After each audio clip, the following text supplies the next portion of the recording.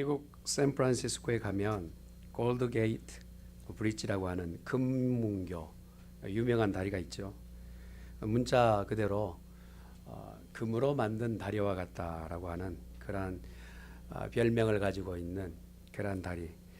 근데 100년 전만 해도 금문교라는 이 다리가 놓여질 것이라고 예측한 사람은 아무도 없었습니다. 당시 물살이 세고 그곳 가운데 금문교를 놓았던 그 다리에 흐르는 물살이 너무 거세고 또 그 아래에 아주 상어떼가 그렇게 많이 우글거렸다고 그래요.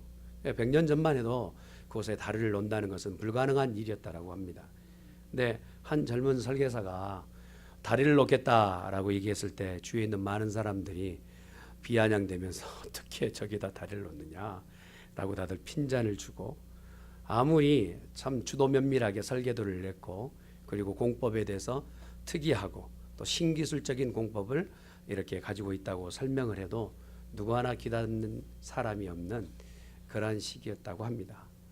그런데 한 은행의 유력한 인사가 그 꿈을 산 거예요. 그거 타당성이 있다. 그렇게 다리를 놓으면 되겠다라고 하고 모든 재반의 비용을 내가 내겠다라고 시작했던 다리가 바로 금문교라고 하네요. 그렇게 완성된 금문교에 근데 누구도 이 다리가 되어질 것이라고 장담한 사람은 없었지만 이 두 사람의 아주 각고의 끝에 결과적으로는 이제 다리가 완성되고 가쪽에 큰 공로를 기리는 비문 가운데 이렇게 밑에 써져 있다고 그러네요. Man of Vision, 꿈의 사람, 꿈을 가진 사람이라고 하는 그러한 비문이 쓰여졌다고 합니다. 그곳에 멀지 않는 곳에 이제 골든 게이트 공원도 거의 마찬가지인데, 사막과 같은 그 공원에 지금 100년이 지난 지금에 와서는 얼마나 울창한 숲을 가지고 있는지 수시로 사슴도 또 수시로 곰도 출현하는 아름다운 공원이 되었다고 합니다. 그러나 100년 전에는 그곳이 사막이었고 모래사장이어서 누구도 그곳이 공원이 될 것이라고 기대하는 사람은 아무도 없었다고 하네요. 그래서 그 공사 처음 시작할 때 모래를 삽질하고 있는 그 장면의 사진이 찍혀 있는데, 이게 앞으로 공원이 될 것이다 라고 말은 하였지만 결국 그 사람들은 공원에서 한 번도 공원의 그 아름다움을 누리지 못하고 100년 후에 된 우리들이야 지금 그것을 누리고 있는 것이 사실입니다. 꿈을 소유하고 또 꿈을 가졌던 사람들, 또한 꿈을 심는 사람들, 꿈을 넣는 사람들 때문에, 그것 때문에 미래가 더 밝아지고 또 미래 가운데 살고 있는 100년보다는 미래에 살고 있는 우리들이 그것을 누리고 살고 있지 않는가 싶습니다. 오늘날 우리가 살고 있는 오늘이라는 이 기점은 늘 불안하고 초조하지요. 그래서 불안하고 초조함 때문에 꿈꿀 틈도 없이 오늘 하루 사는데 급급한 것이 사실이에요. 그래서 그냥 막연하게 얘기하기를 내년이면 더 좋아지겠지, 한 달 후면 더 좋아지겠지, 좀 무작정 좀 더 좋아지겠지 라고 하는 무작정 내일에 대한 기대와 소망을 가지고 그냥 오늘을 지내는 것이 사실입니다. 그런데 이 막연한 미래에 대한 소망은 결국 비전이라고 볼 수는 없어요. 뚜렷한 비전, 그것만이 우리의 미래를 더 밝게 할 수 있다는 것입니다. 근데 성경은 오늘 우리 가운데 이러한 비전의 사람은 어떻게 되느냐, 어떨 때 비전의 사람이 되느냐, 믿음을 가질 때 비전을 갖게 된다는 거예요.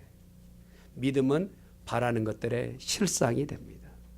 그래서 믿는다는 사람들은 결국 내 환경과 여건이 오늘은 불안하고 초조하고 암담하지만 내일에 대한 비전, 내일에 대한 소망, 그것 때문에 오늘은 그렇게 힘있게 넘어가는 거예요.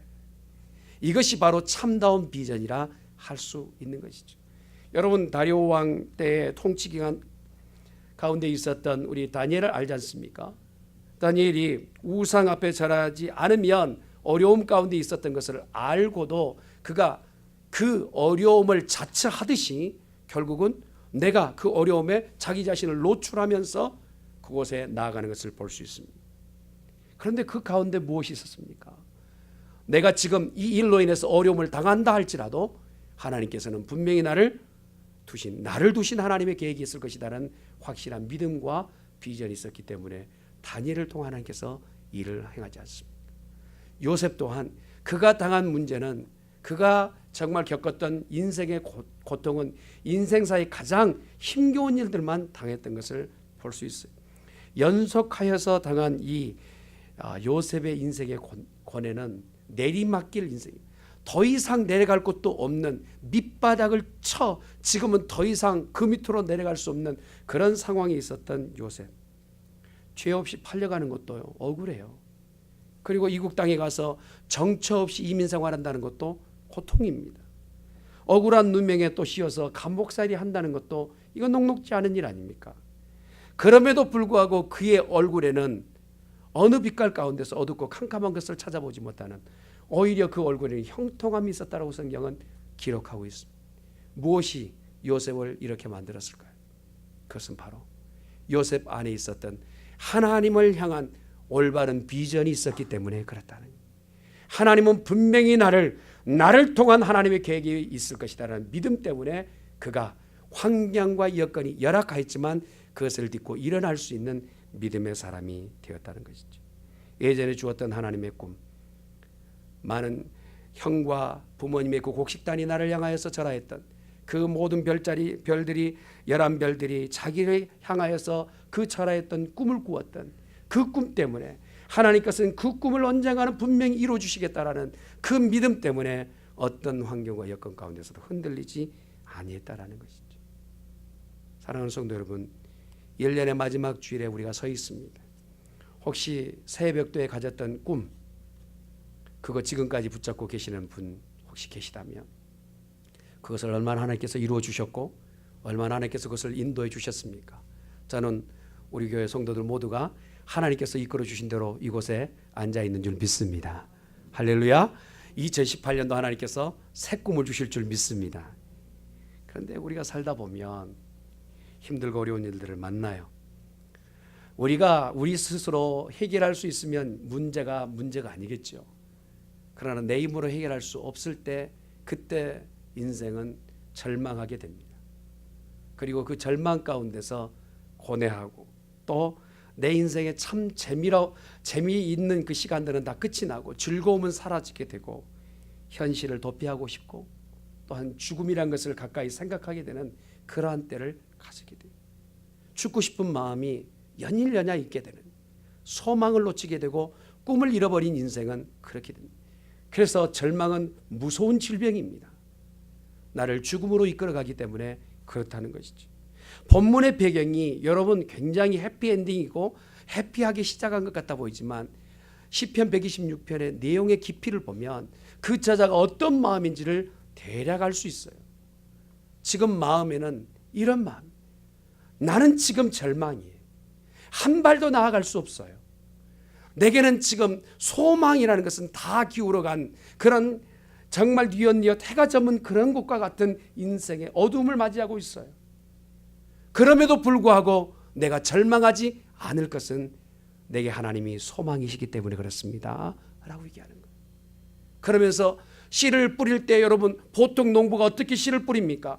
울면서 씨를 뿌리는 농부가 어디 있어요? 그런데 오늘 5절 6절은 연거퍼서 얘기합니다. 밖에 나가서 울며 씨를 뿌린다. 무엇인가 지금 제대로 안 되고 있단 말이에요. 무엇인가 지금 고통스럽단 말이에요. 뭔가 내가 원하고 내가 계획한 대로 지금 잘 안 되고 있어요. 그런 가운데도 분명히 이 저자는 뭐라고 합니까? 내가 지금은 눈물로 씨를 뿌리지만 기쁨으로 단을 거두리로다. 할렐루야. 지금은 절망이지만, 지금은 내다볼 수 없는 소망의 어두운 곳 가운데 있지만, 그러나 기쁨으로 단을 거둔다는 것을 두 번이나 연거푸 얘기하는 것은 절망 가운데서 소망을 볼 수 있는 이 저자의 내용을 바라볼 수 있는, 현대사에서 가장 큰 질병이 무엇일까 보았더니 절망이라고 얘기하는 사람들이 많습니다. 심지어 우리는 사실 미국에 살지만 우리는 한국 사람 아닙니까? 할렐루야. 우리 자녀들도 영어를 잘하지만 결국은 한국 사람들이에요. 맞지요? 그런데 지금 한국에서 일어나고 있는 일들 가운데 가장 심각한 건 뭐냐면 절망 때문에 매일매일 자살을 기도하는 사람들의 숫자가 매일매일 1100명이나 된다고, 평균적으로. 그런데 이 자살을 성공시킨 사람, 결국 성공이란 말이 좀 그렇습니다만 매일 자살을 하는 사람들의 숫자가 36명이 평균적으로 자살하고 있다. 1년 추산해 보았더니 13,100명이 해마다 자살하고 있는 상황.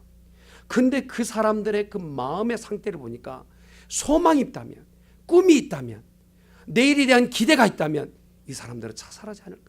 절망이라는 그 늪에, 절망이라는 덫에 걸려서 더 이상 빠져나가지 못하고 자기 목숨을 스스로 결정하는 이러한 참 안타까운 일들을 보게 되는, 오늘 시편 126편은 그러한 백그라운드에서 시작한다고 보아야 돼. 그러면서도 오늘 소망적으로 뭐라고 얘기합니까? 이 절망 가운데 있는 사람에게 꿈이 있는데 그 꿈은 어떻게 발견되느냐? 어떻게 다시 꿈을 회복할 수 있느냐? 하나님이 내 삶 가운데 어떻게 역사했는지 기억할 때 꿈은 다시 시작되는 거예요. 한번 따라합시다. 하나님이 우리에게 어떻게 하셨는지 은혜를 기억하라. 할렐루야. 하나님의 은혜를 기억하면 꿈은 다시 시작될 줄 믿습니다. 여러분, 지금 절망 가운데 있는 이스라엘 백성들, 무엇 때문에 절망했는지 자세하게 설명하고는 있지 않지만 분명히 절망이라고 우리가 볼 수 있는 것은 아까도 말씀드렸죠. 울며 씨를 뿌리고 있는 상황. 그런데 그 울며 씨를 뿌리는 상황, 절망에서 빠져나올 수 있는 것은 오늘 1, 2절, 3절에 기록되는 말씀이 그것을 설명하고 있습니다. 하나님이 어떻게 이스라엘 백성 가운데 역사하셨는가? 그것은 여호와께서 시온의 포로를 돌려보내실 때 우리는 꿈꾸는 것 같았다라고. 이스라엘 백성이 하나님의 말씀에 순종할 때는 강력한 나라가 되었어요. 저는 이 자녀 세대 가운데 오늘 권합니다. 사랑하는 자녀들이여, 말씀으로 잘 자라면 하나님께서 여러분의 길을 인도하세요. 할렐루야. 여러분을 지켜주실 줄 믿습니다. 강력한 나라가 되었어요. 그러나 말씀을 떠나버린 이스라엘 백성들은 그곳 가운데 좌절하고 포로 되어서 70년 동안 다른 나라 가운데 종된 삶을 살았어요. 여러분, 다른 나라에 예속되어서 70년 살았다는 것은 짧은 기간이야. 인생의 전부를 살았다는 얘기예요. 그렇다면 그들 가운데 소망이 있을까요? 평생을 이 종된 삶을 살았던 이에게 해방이란 걸 기대할 수 있을까요? 그런데 하나님께서는 바벨론 다음에 페르시아에 의해서 그 70년 포로의 생활을 한 번에 끝내게끔 하나님께서 인도해 주셨어요. 이것이 바로 이스라엘 백성이 생각할 때 지금은 절망이고 좌절이지만 하나님께서 내게 해주신 것은 무엇이냐? 포로 70년 동안 하나님께서 해방시키실 때 깜짝 놀랄 일을 허락하셨는데 하루아침에 해방시켜 주셨다는. 그리고 그 해방되어질 때 되돌아올 때요, 얼마나 기뻤는지 꿈꾸듯이 되돌아오는 거예요. 야, 이게 꿈이야 생시야. 서로 아마 팔을 꼬집어 달라고 하면서 이거 한번 좀 눌러봐 달라 하면서 서로가 얼마나 감격스러웠는지 지금 내가 꿈꾸는 것 아니야 라고 생각하게 됩니다. 그런 날을 지나왔다라는 거예요. 내가 절망의 위치 가운데서 하나님이 내 삶 가운데서 개입하셔서 그 어렵고 힘겨운 일 가운데서 구원하신 것을 기억하라 말씀하십니다. 그날에 내 입에서는 찬양이 그치지 않았고 그날에 내가 하나님을 높이는 그 일, 내가 얼마나 기뻤는지 웃음이 내 입에 가득하였다라고. 사랑하는 성도 여러분, 우리 중앙교회는 꿈을 회복하는 교회가 되기를 주님으로 축원합니다. 할렐루야. 꿈이 있는 사람은 항상 웃어요. 옆에 있는 분 한번 씩 한번 웃어주시기 바랍니다. 꿈이 있으십니까? 할렐루야. 꿈이 있는 사람은 웃게 돼. 자, 보세요. 오늘 1, 2, 3절에 기록된 말씀 가운데 여호와께서 시온의 포로를 돌려보내실 때 우리는 꿈꾸는 것 같았도다. 그때 우리 입에는 웃음이 가득하고 우리 혀에는 찬양이 찼었도다. 그때 나라 가운데서 말하기를 여호와께서 그들을 위하여 큰 일을 행하셨도다. 여호와께서 우리 위하여 큰 일을 행하셨으니 우리는 기쁘도다. 하나님이 내게 해주신 일을 생각하니까 유다 민족이 바벨론에서 포로 되었다가 해방된 일은 이것은 누군가가 정책적으로 정치를 잘해서 되어진 일도 아니고 혁명가가 나타나서 혁명을 나타낸 것도 아니고 하루아침에 고레스라고 하는 왕이 이스라엘 백성을 해방시켜야 되겠다라고 계획도 없는 사람이 왕이 되었다가 이스라엘 백성을 해방하게 한 것은 하나님이 그들 가운데 구원을 베풀어 주셨다라는 그 일을 생각하니 얼마나 기쁘고 감사한지 오늘 내가 지금 당면하여 있는 이 문제를 하나님이 내게 이제껏 해주셨다는 그 일들을 기억하며 그것을 넘겨 이겨낼 수 있는 힘의 원천이 되었다는 것입니다. 고난 중에 하나님의 은혜를 기억하고 감사하는 성도는 꿈을 회복할 수 있는 성도. 이게 왜 중요합니까? 내가 앞으로 나아갈 수 있는 추진력은요, 이제껏 하나님께서 나에게 어떻게 해주셨는지를 기억하는 감사부터 시작하게 되는 거예요. 내가 2018년을 새롭게 시작할 수 있는 힘은 2017년 하나님께서 내게 크게 나를 도와주셨다. 이방인들도 말하기를 너의 하나님이 너를 도와주셨다라고 인정할 만큼 우리를 도와주신 것이 기억되어질 때에 2018년은 새롭게 시작하게 될 줄 믿습니다. 우리는 본능적으로 마음에 자꾸만 문제를 만나면 그 문제를 크게 바라보아요.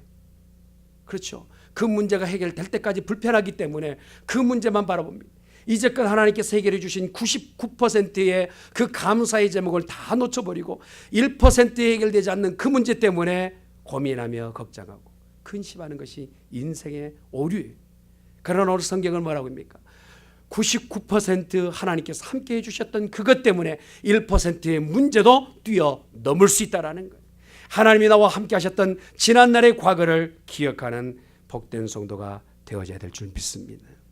간혹 우리가 TV에 보면요, 농구나 배구를 할 때 선수들이 거의 대등한 경기를 하는 그 두 팀인 것 같아 보이는데 갑자기 같은 대등한 팀 가운데 점수의 차가 크게 나요. 그럴 때요, 이 감독과 코치가요, 그 분위기를 깨기 위해서 무엇을 합니까? 타임아웃을 해요. 작전 타임을 한다. 타임아웃을 해요. 그러고 나서 선수들을 불러대. 그러고 나서 이 분위기를 깨야 되겠다라는. 이제껏 너희들 잘했지 않느냐? 이제껏 훈련했지 않느냐? 하고 다시 작전 타임을 하고 새롭게 시작하게끔 격려하고 독려하는. 지금 오늘 우리에게 영적인 작전 타임이 필요합니다. 여기까지 하나님 함께 하셨다면, 혹시라도 좌절 가운데 있는 성도라면 여러분 하나님이 나와 함께 하실 것을 기대하고 믿음으로 출발하는 성도가 되시기를 예수님 축원합니다. 영적으로 사단은 오늘 우리가 무엇인가 앞으로 나아갈 것에 대해서 우리의 발을 묶고 우리의 손을 묶고 나가지 못하게끔 하려고 발버둥을 칠 거예요. 그것을 승리로 일관하고 이겨낼 수 있는 것은 하나님이 우리의 삶 가운데 어떻게 행하셨는지를 기억하는 자가 되어야 된다는 사실입니다. 또한 절망 가운데서 우리가 꿈을 꿀 수 있고 꿈을 회복할 수 있는 것은 기도하는 자는 꿈을 회복하게 돼요. 한번 따라합시다. 기도하면 꿈을 회복한다. 오늘 읽었던 말씀 4절 보면 말씀이 이렇게 기록되어 있어요.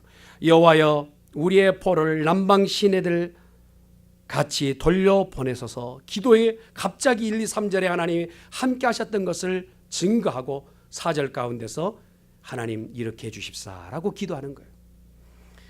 바벨론 땅 가운데서 귀환한 이스라엘 백성들이 되돌아와서 상황을 보니까요, 70년 동안 집은 다 회파되고 성전은 모두가 다 불타서 허물어져 있고 예루살렘 성 벽자타 다 무너져 있어요. 여러분 한 해 두 해 집을 비워두는 것도 사람이 살게끔 들어가기는 참 불편하지 않습니까? 70년 동안 누가 일구지도 않았던 밭, 또한 집, 성벽, 이 모든 것을 보았을 때요, 절망과 좌절일 거예요. 그런데 오늘 이스라엘 백성들은 어떻게 기도합니까?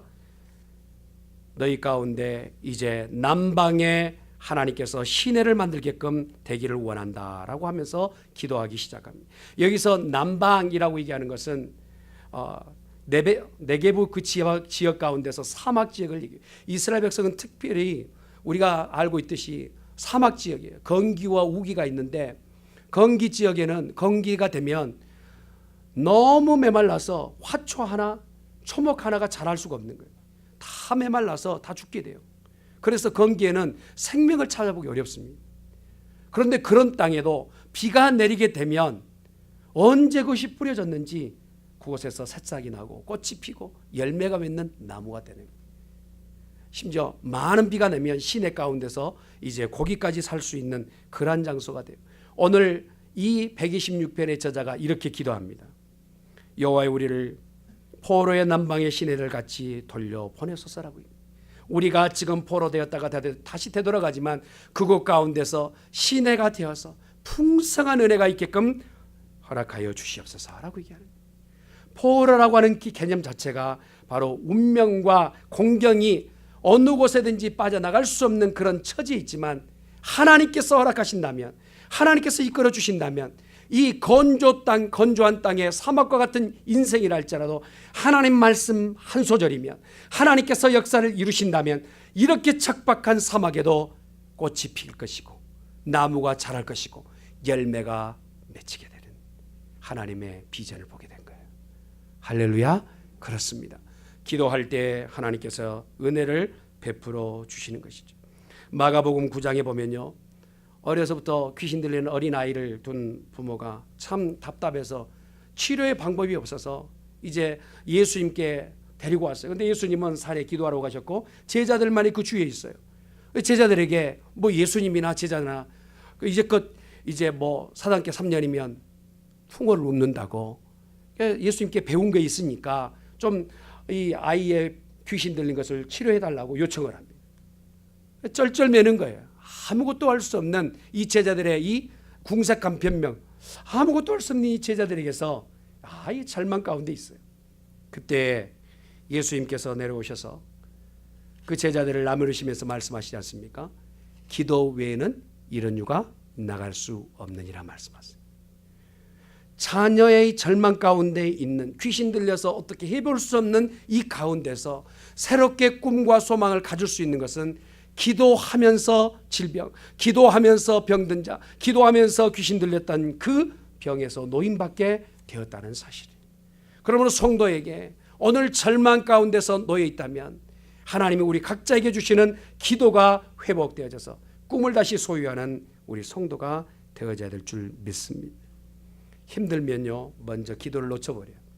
한번 따라합시다. 힘들면 힘들기 때문에 기도해야 된다. 제가요, 집사님 기도하십시다 그러면요, 좀 힘들어서요 라고 얘기해요. 그런데요, 원리에 맞지 않아요. 여러분 넉넉하고 여유로우면 기도할 것 같죠? 그때는 여유로워서 못해요. 기도는 어느 때 하느냐? 문제를 만나고 힘들 때 기도하는 거예요. 할렐루야. 이스라엘 백성이 지금 절망 가운데 있을 때 참으로 어려워서 하나님 앞에 기도하는 거예요. 하나님, 이 네게브 지역 같은 사막 지역 가운데 하나님께서 우로를 내려 주시어서 이 땅이 초목이 다시 한번 자라날 수 있도록 은혜를 베풀어 주시옵소서.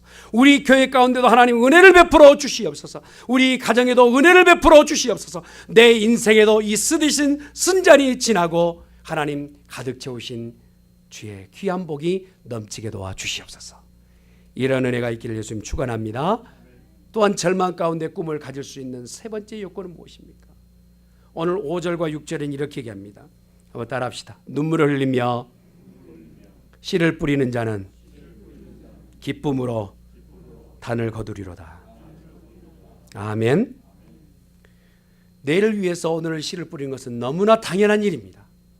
그런데 오늘 씨를 뿌릴 것이 있으면 그것은 내가 내일에 대한 투자이겠죠. 그러나 오늘 먹을 것도 없고 내 오늘 살아갈 방법이 없는 사람에게 내일을 얘기하는 것은요, 참 고단한 얘기예요. 그래서 예전에 아주 유명한 책 있지 않습니까? 긍정의 힘이라는 책, 참 좋은 책이죠. 그런데 그 책 안의 내용이 긍정적인 사고를 가지고 있으면 모든 문제가 해결된다는데, 보통 이러한 정말 절망 가운데 있는 사람들이 이것을 대입하면요, 이렇게 얘기해요. 네가 내 사정이 있어봐, 그런 말이 나오는지 라고 하는, 그런 가운데 바닥까지 내려간 사람에게 이렇게 울며 씨를 뿌려야만 되는 그런 상황이 있는 사람에게는 어느 때는 먹히지 않을 수도 있단 말이에요. 그때 이 울며 씨를 뿌리는 자에게라고 하는 하나님의 요구는 무엇입니까? 기도도 필요하고 예전에 하나님께서 나와 함께 하셨던 그 기억도 필요해요. 더 중요한 것은 무엇이냐? 가만히 있지 말고 하나님 앞에 무엇인가 움직이는 자, 해야 될 일에 대해서 열심을 품는 자에게 하나님께서 다시 꿈을 허락하여 주신다는 것. 서양의 속담에 이런 속담이 있다고 그래요. 포기하지 않는 개구리는 버터를 만든다. 들어보셨나요? 두 개구리가 우유통에 빠졌어요. 근데 그 우유통에 빠졌는데 한 개구리는 우유통을 딱 측정해 보니까 아무리 측량을 해봐도 나갈 방법이 없어요. 그러니까 우유통에 빠진 개구리가 포기하고 캐세라 세라 될 대로 되라 하고 그냥 다리를 그냥 쭉 뻗고 그냥 죽을 준비를 하거든요. 그리고 나서 몇 날 되지 않고 죽었어요. 그런데 옆동에 빠져 있는 이 우유통에 빠진 개구리는요, 뭔가라도 해야 될 것 같아요. 그래서 밤이면 낮이며 앞다리가 쑥 뒷다리가 쑥 계속 젓는 거예요. 그러다 보니까 우유를 막 저으면 뭐가 됩니까? 예? 네, 서양 속담입니다. 이거 실제 있는 게 아니라 우화에 있는 얘기. 하도 이렇게 돌아다니니까 이게 굳었나 봐요. 그래가지고 버터가 돼서 딱딱한 곳을 밟고 뛰어나온다라고 하는 서양 속담이 있다고 합니다. 무엇을 얘기할까요? 시사하는 바가 있지 않습니까?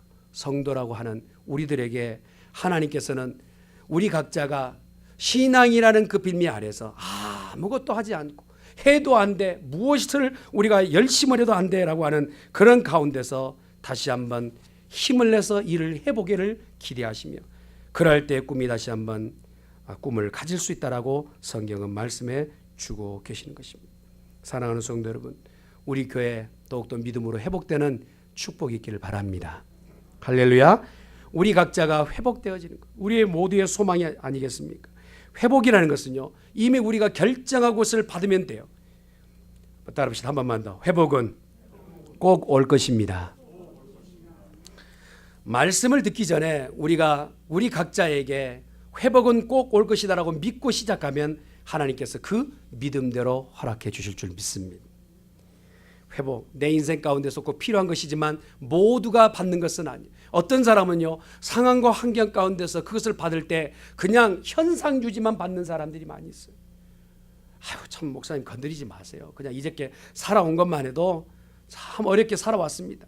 회복이라는 건 좀 젊은 것들이 하는 얘기지 나만큼 나이 들어서는 회복도 없어요. 회복 어려워요 라고 하는 분들이 계세요. 갈라진 관계, 찢어진 상처, 어쩔 수 없는 이 나 자신의 큰 데미지 입은 이러한 삶, 이미 엎질러져서 다시 담을 수 없는 그러한 삶의 자국, 이 모든 것에 대해서 회복할 것을 기대해 주지 않습니다. 그냥 지금 이렇게 살아간 것만 해도 은혜입니다 라고 얘기해요. 그러나 성경은요, 이것에 대해서 오늘 도전하십니다. 너희가 포로 되었다가 그곳에서도 괜찮습니다라고 살던 그 삶을 이제는 종지부를 찍고 완벽한 회복을 허락해 주신다는 거예요. 이스라엘 땅에 다시 살 것에 대해서 기대할 수 없었던 이스라엘 백성에게 이스라엘에서 다시 살 수 있게끔 길을 열어 주셨습니다. 하나님은 모든 것이 가능하신 줄 믿습니다. 아멘. 다만 우리가 불가능하다고 말하는 것은 그 불가능하다고 말하는 그 믿음이 자기 자신을 이끌어 가는 거예요. 그러나 우리가 하나님께서 나 자신을 이끌어 가실 그 회복을 기대하는 자에게는 하나님 놀라운 은혜를 허락하여 주실 줄 믿습니다. 예수님이 십자가상에 돌아가시기 전에 대배신의 드라마가 펼쳐지는 것을 볼 수 있지 않습니까? 여러분, 제자다라고 하는 사람들이 다 도망갔어요. 거기다가 수제자 베드로가 어땠습니까? 예수님을 3번이나 부인합니다. 차라리 그냥 중이나 있지. 나설 때는 봤어요. 이미 나설 때 그렇게 앞장서더니 결국은 어떻게 합니까? 나 예수님 몰라요. 정말 모릅니다. 그놈이 누굽니까? 라고 욕을 해요.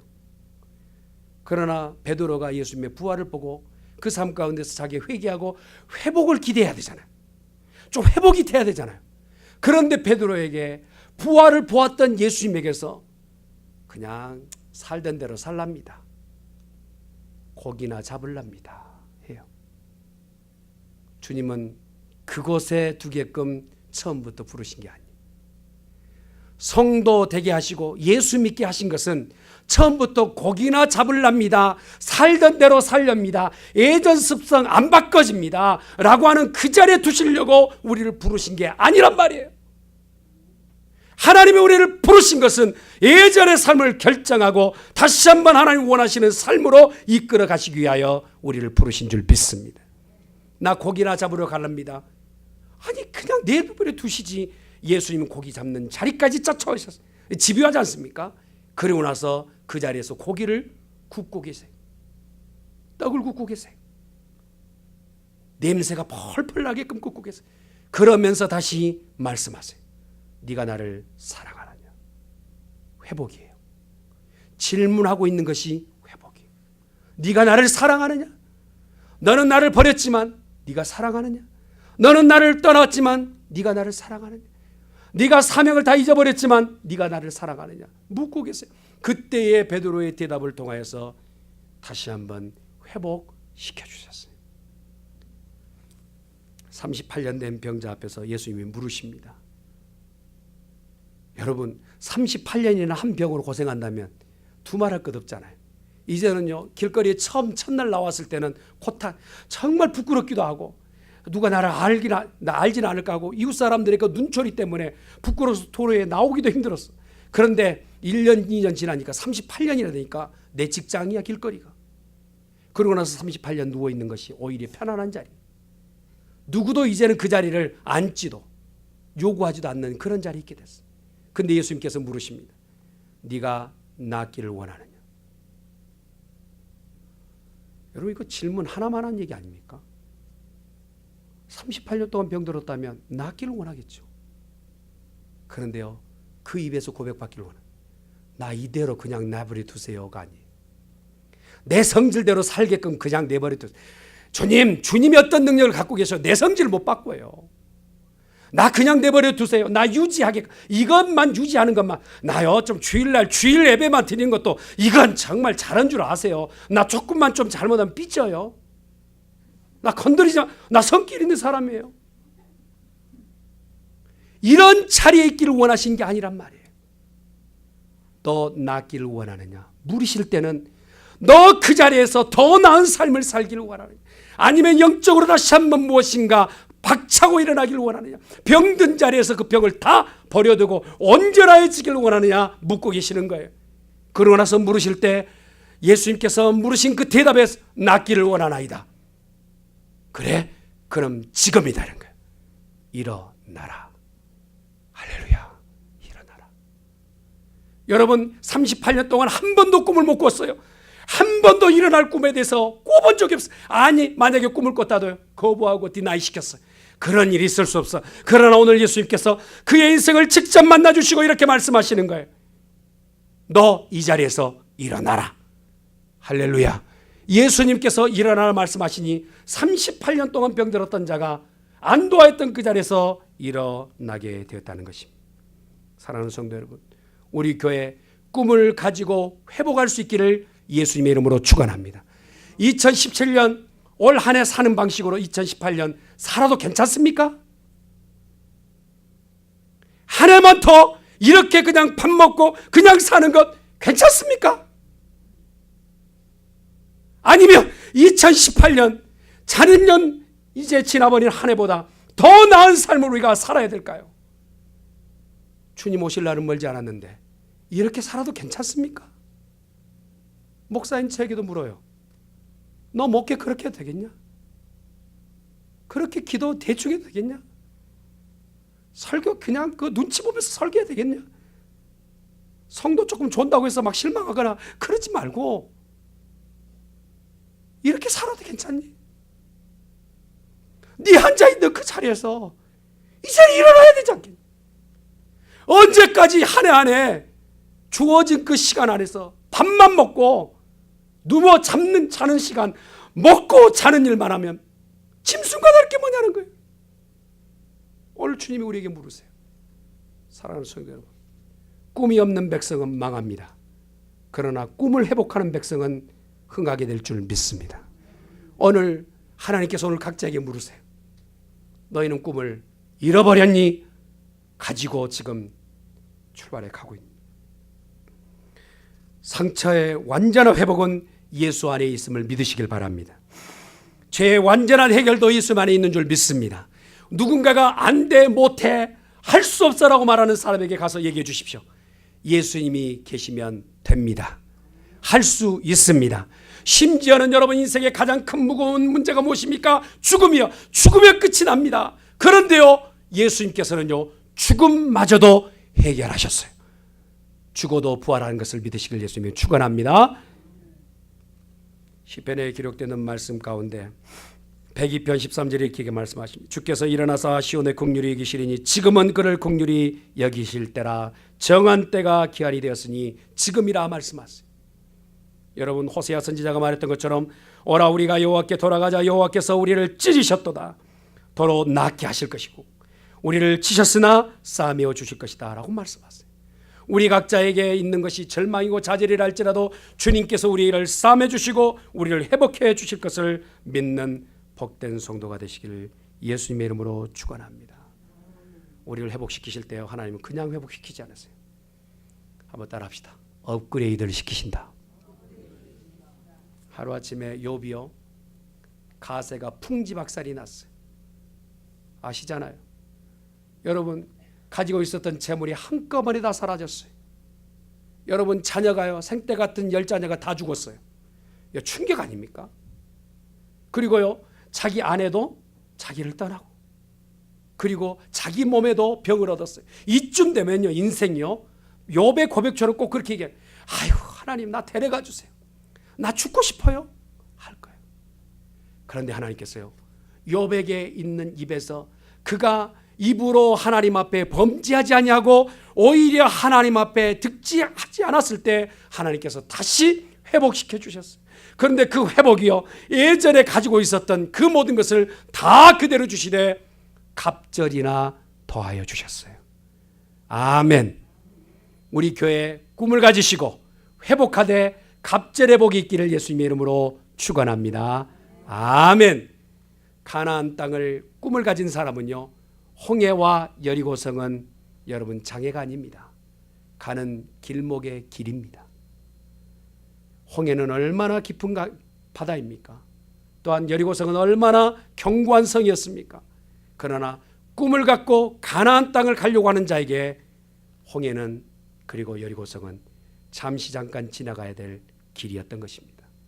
사랑하는 성도 여러분, 우리 교회 성도들 꿈을 회복하여 하나님 앞에 영광을 돌리되 다시 한번 회복하는 우리 중앙교회 되기를 예수님의 이름으로 축원합니다.